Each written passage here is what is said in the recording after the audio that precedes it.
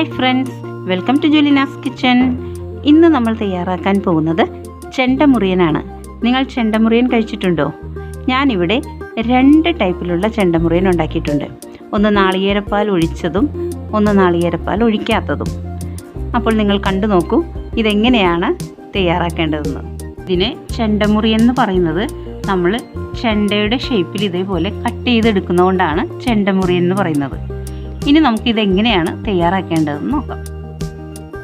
അതിനായി ഞാനിവിടെ എടുത്തിരിക്കുന്നത് 4 നേന്ത്രപ്പഴം അരിഞ്ഞെടുത്തത്, ശർക്കര 1.5 കപ്പ് ചീകിയെടുത്തത്, നാളികേരപ്പാൽ 1/2 കപ്പ്, ആവശ്യത്തിന് വെള്ളം, നെയ്യ് 1 ടേബിൾ സ്പൂൺ, 1 ടീസ്പൂൺ ഏലക്ക പൊടിച്ചത്. ആദ്യം നമുക്ക് ഒരു പാനിലേക്ക് അരിഞ്ഞു വെച്ചിരിക്കുന്ന പഴം ഇട്ട് കൊടുക്കാം. ഇനി ഇതിലേക്ക് ഒരു 1.5 കപ്പ് വെള്ളം ഒഴിച്ചു കൊടുക്കാം. ഈ പഴം വേവുന്നതിന് ആവശ്യമായ വെള്ളം ഒഴിച്ചു കൊടുക്കണം.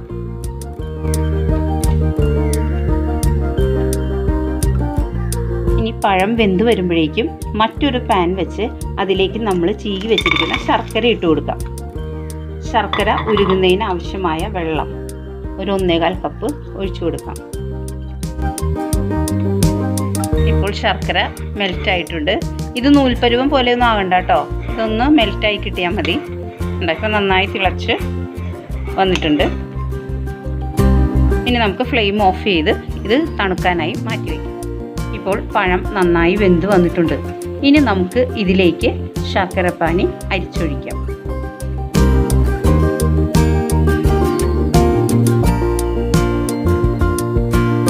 ഇനി പഴം ഈ ശർക്കരപ്പാനിയിൽ കിടന്ന് നന്നായി കുറുകി വരണം.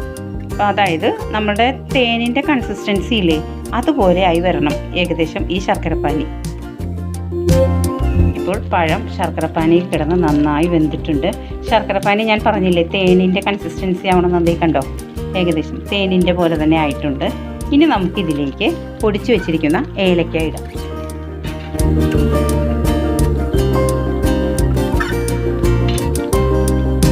ഒന്ന് ഇളക്കി കൊടുക്കാം.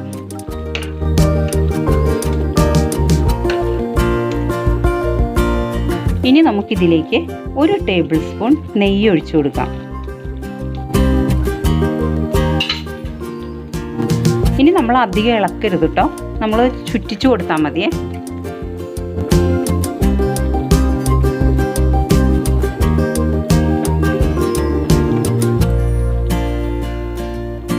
ചെണ്ടമുറിയൻ 2 രീതിയിൽ നമുക്കുണ്ടാക്കാം. ഒന്ന് ഇത്രയും മാത്രം. ഇപ്പോൾ നമ്മൾ ഏലക്കാപ്പൊടി ഇട്ടു, ശർക്കരപ്പാനി ഇട്ടു, വെള്ളയിച്ചൊക്കെ എടുത്തു. ഇതേപോലെ തന്നെ കഴിക്കാൻ ഇഷ്ടപ്പെടുന്നവർ ധാരാളമുണ്ട്. എന്നാൽ മറ്റൊരു രീതി എന്ന് പറഞ്ഞാൽ ഇതിലേക്ക് അല്പം നാളികേരപ്പാലും കൂടെ ഒഴിച്ചിട്ട്, അപ്പോൾ ഇത് നിങ്ങൾ കണ്ടില്ലേ, ഇപ്പോൾ ഇതുപോലെ ഇരിക്കും. ഇതേപോലെ തന്നെ കഴിക്കാം. ഇനി നാളികേരപ്പാൽ ഒഴിക്കണം എന്നുള്ളവർക്ക് അതും കൂടെ ഒഴിച്ച് ഞാൻ കാണിക്കാം. നാളികേരപ്പാൽ ഒഴിക്കാതെ ഇതെങ്ങനെയാണ് സെർവ് ചെയ്യേണ്ടതെന്ന് കാണിക്കാം.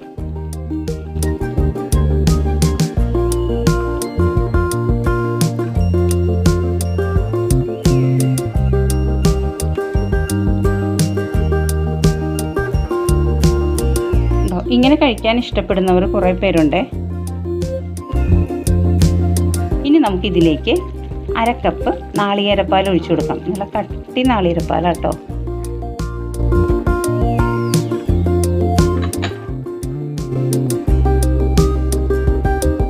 കണ്ടോ, അപ്പോൾ അതിൻ്റെ കളർ ചേഞ്ച് ആവും.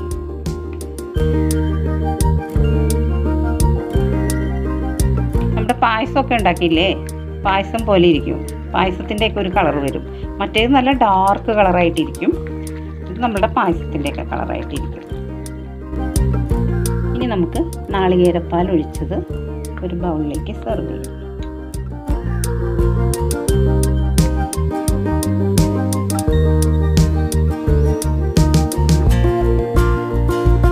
അങ്ങനെ ചെണ്ടമുറിയൻ ഉണ്ടാക്കിയത് നിങ്ങൾ കണ്ടല്ലോ.